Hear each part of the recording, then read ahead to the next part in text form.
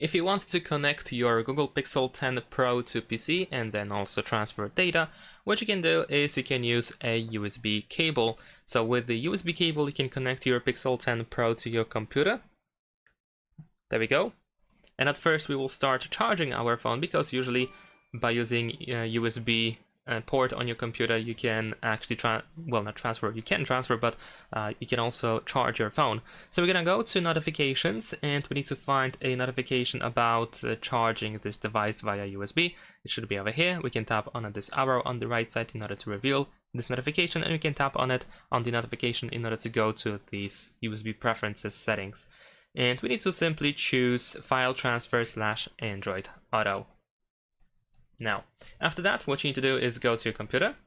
There we go, and you should be able to find your Pixel 10 Pro over here among your other drives and devices. And let's just open it. Over here we have our internal storage, and you have the folder with pretty much everything that you have on your phone, so you can find all the downloads, all photos and videos over here, and so on and so forth. So if you want to transfer something, you can just go ahead and do so over here. And that's it. Thanks for watching. Leave a like and subscribe.